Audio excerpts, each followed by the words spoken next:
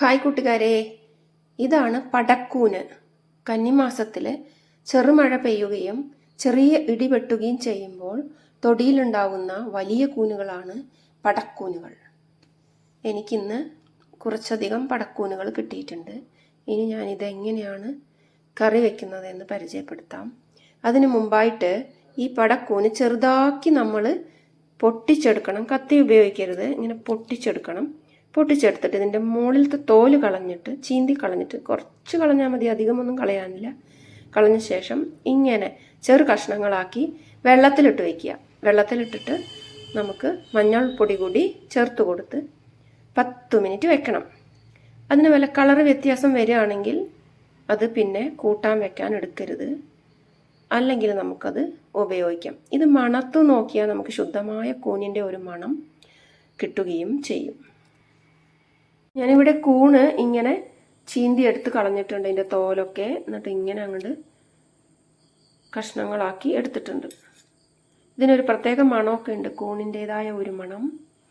ഇനി ഇതിലേക്ക് മഞ്ഞൾപ്പൊടി ഒരു 1/2 ടീസ്പൂൺ തന്നെ ഇട്ട് കൊടുക്കുകയാണ്. ഇത് പറിക്കാൻ നമ്മൾ പോകുമ്പോൾ ഇതിൽ ജന്തുക്കളെയൊക്കെ കാണാൻ പറ്റും, ഉറുമ്പും മറ്റു വണ്ടുകളും ഒക്കെ. അപ്പം തന്നെ നമുക്കറിയാം അത് വിഷമില്ലാത്ത കൂനാണെന്ന്, കാരണം അവരൊക്കെ അത് തിന്നാൻ വരികയാണ്. എന്തായാലും നമ്മൾ കൂൺ ഉപയോഗിക്കുമ്പോൾ നല്ലോണം വയസ്സായ ആളുകളോടൊക്കെ ചോദിച്ചിട്ട് വേണം ഉപയോഗിക്കാനെന്ന് പ്രത്യേകം പറയട്ടെ. എനിക്കിത് തിരിച്ചറിയാൻ കഴിയും, ഞാൻ കാലങ്ങളായിട്ട് ഉപയോഗിക്കുന്നതാണ്. പടക്കൂണായതുകൊണ്ട് കുറച്ച് വലുപ്പം ഉണ്ടായിരിക്കും. കൂണുകൾ പല വിധമുണ്ട്. മരത്തിൽ വരുന്ന കൂണുകളുണ്ട്, അതേപോലെ തന്നെ എണ്ണക്കൂനുണ്ട്, പിന്നെ വിഷക്കൂണുകളുണ്ട്. അപ്പോൾ പെട്ടെന്ന് പോയി കൂണ് പറിക്കുമ്പോൾ ചോദിച്ചിട്ട് വേണം ഇത് പാകം ചെയ്ത് കഴിക്കാനായിട്ട്. ഏകദേശം 15 മിനിറ്റോളം ഇത് വെള്ളത്തിലിട്ട് വെക്കണം. ഈ ഒരു മഞ്ഞ കളർ മാറി നീല കളറൊക്കെ വരികയാണെങ്കിൽ ഉറപ്പിക്കാം അത് വിഷക്കൂണാണെന്ന്. അതുകൊണ്ട് 15 മിനിറ്റിന് ശേഷം ഇത് നന്നായിട്ട് കഴുകിയെടുക്കണം. നീല കളറുണ്ടോ എന്ന് പ്രത്യേകം നോക്കണേ. ഇനി ഈ കൂൺ പാകം ചെയ്യാൻ വേണ്ട സാധനങ്ങൾ എന്തൊക്കെയാണെന്ന് നോക്കാം. ഏകദേശം 15 മിനിറ്റ് കഴിഞ്ഞു വെള്ളത്തിലിട്ട് വെച്ചിട്ട്. ഇതിന് കളർ വ്യത്യാസമൊന്നുമില്ല. ഇതിന് നമുക്ക് നല്ല പോലെ തിരുമ്മി കഴുകിയെടുക്കണം. ഒരു 4 പ്രാവശ്യമെങ്കിലും ഇത് കഴുകി ഊറ്റിയെടുക്കണം. അങ്ങനെ കഴുകി ഊറ്റിയെടുത്തിട്ടുണ്ട്, നല്ല വെളുത്ത കളറായി വന്നിട്ടുണ്ട്. ഇനി ഇതിലേക്ക് വേണ്ട അരപ്പ് എന്താണെന്ന് നോക്കാം. മിക്സിയുടെ ചെറിയ ജാറിൽ 18 ചെറിയുള്ളി ചെറുതാക്കി അരിഞ്ഞെടുത്തിട്ടുണ്ട്. ഇതിലേക്ക് ഞാൻ 3 ടീസ്പൂൺ മുളക് പൊടിയാണ് ഇട്ട് കൊടുക്കുന്നത്. എരിവിനനുസരിച്ച് ചേർത്തോളുക. ഇവിടെ കൂൺ എനിക്ക് നിറയുള്ളത് കൊണ്ട് തന്നെ മുളക് പൊടി നല്ലോണം വേണം. ഉപ്പ് ചേർക്കേണ്ട ആവശ്യമില്ല. ഇത് നമുക്ക് നല്ലപോലെ പേസ്റ്റാക്കി അരച്ചെടുക്കണം. അമ്മിക്കല്ലിൽ അരയ്ക്കുമ്പോൾ പ്രത്യേക ടേസ്റ്റ് ഉണ്ടാവും. എന്തായാലും ഇപ്പോൾ ഞാൻ ഇത് ഒരുപാടുള്ളത് കൊണ്ട് മിക്സിയിലാണ് അരച്ചെടുക്കുന്നത്. നല്ലപോലെ ഈ ഒരു പരുവത്തിൽ അരച്ചെടുത്തിട്ടുണ്ടത്. ഉള്ളിയും മുളകും, ഉപ്പ് കൂട്ടിയിട്ടില്ല. ഓടിൻ്റെ ഒരു ചീനച്ചട്ടിയാണ് ഞാൻ അടുപ്പത്ത് വെച്ചിട്ടുള്ളത്. മൺചട്ടിയും ഉപയോഗിക്കാം, ഇരുമ്പിൻ്റെ ചട്ടിയും ഉപയോഗിക്കാം. ഇതിലേക്ക് 3 ടീസ്പൂൺ വെളിച്ചെണ്ണയാണ് ചേർത്ത് കൊടുത്തിട്ടുള്ളത്. എണ്ണ നന്നായിട്ട് ചൂടായിട്ട് വരട്ടെ. എണ്ണ നന്നായിട്ട് ചൂടായിട്ട് വന്നിട്ടുണ്ട്. ഇതിലേക്ക് ഞാൻ കറിവേപ്പിലയാണ് ചേർത്ത് കൊടുത്തിട്ടുള്ളത്. അപ്പം നല്ലോണം ചൂടായി വന്നിട്ടുണ്ട് എണ്ണ. അതിലേക്ക് ഈ അരപ്പാണ് ഞാൻ ചേർത്ത് കൊടുക്കുന്നത്. ഈ ഉള്ളിയുടെ പച്ചമണം പോകുന്നത് വരെ ഇത് നല്ലോണം ഇളക്കി കൊടുക്കണം. അപ്പോൾ തീയൊന്ന് താത്തി കൊടുക്കണം. ഒരു 5 മിനിറ്റോളം നമ്മളിത് ഇങ്ങനെ ഇളക്കി കൊടുക്കണം. ഇങ്ങനെ ചുവട് കട്ടിയുള്ള ചീനച്ചട്ടി ആയതുകൊണ്ട് അടിയിൽ പിടിക്കില്ല.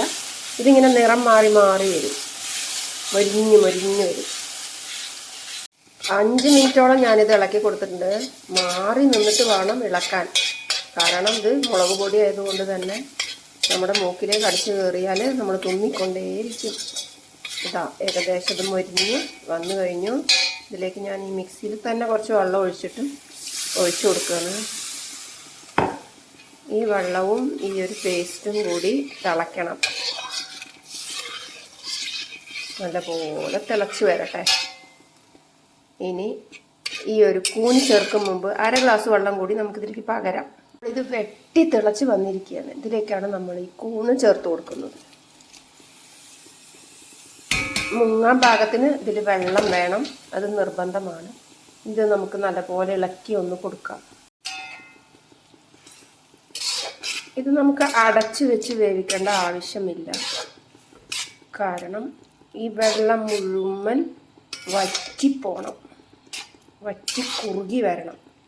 അപ്പോഴാണ് കറിക്ക് നല്ല ടേസ്റ്റ് ഉണ്ടാവുക.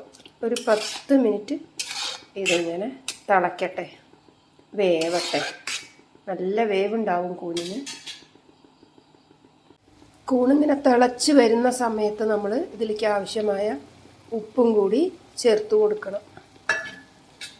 നല്ലപോലെ ഇളക്കി വെള്ളം വറ്റി കുറുകുന്നത് വരെ ഇങ്ങനെ തിളയ്ക്കാൻ അനുവദിക്കുക. 10 മിനിറ്റ് കഴിഞ്ഞിരിക്കുകയാണ്. ഇപ്പോൾ ഈ വെള്ളമെല്ലാം കുറുകി വന്നിട്ടുണ്ട്. ഇത് തീർത്തും വറ്റേണ്ട ആവശ്യമില്ല. ഈ ഒരു പരുവത്തിൽ നമുക്കിത് വേറൊരു പാത്രത്തിലേക്ക് മാറ്റാം. കടയിൽ നിന്നും വാങ്ങുന്ന നമ്മൾ ഉണ്ടാക്കിയെടുക്കുന്ന കൂണുകൾക്കൊന്നും ഈ ഒരു കൂണിൻ്റെ ടേസ്റ്റ് കിട്ടുകയില്ല. ഇത് നമുക്ക് പ്രകൃതി തരുന്നതാണ്. അത് ആ ഒരു മാസങ്ങളിൽ മാത്രമേ ലഭിക്കുകയുമുള്ളൂ. കർക്കിടക മാസത്തിലും കൂണ് ലഭിക്കും, പാടവരമ്പത്തൊക്കെ ഉണ്ടാവും. നമ്മൾ പോയി നോക്കിയാൽ നമുക്ക് കിട്ടും. അതേപോലെ പടക്കൂണുകളും നമുക്ക് ഈ ഒരു കാലത്ത് കിട്ടും. പിന്നെ അരിക്കൂണുകൾ എന്ന് പറയുന്ന ഒരു സംഭവം കൂടിയുണ്ട്.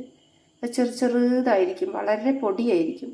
അതും ഇതുപോലെ തന്നെ ഉണ്ടാക്കിയെടുത്താൽ നല്ല ടേസ്റ്റ് ആയിരിക്കും. ഇനി നമുക്കിതിലേക്ക് ഒരു 2 തുള്ളി പച്ച വെളിച്ചെണ്ണയും ഒരു പിടി കറിവേപ്പിലയും കൂടി ചേർത്ത് കൊടുക്കാം.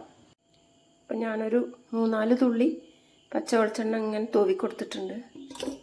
കൂടെ 2 കറിവേപ്പില കൂടി നമുക്ക് ചേർത്ത് കൊടുക്കാം, നല്ല മണത്തിന് വേണ്ടിയാണ്.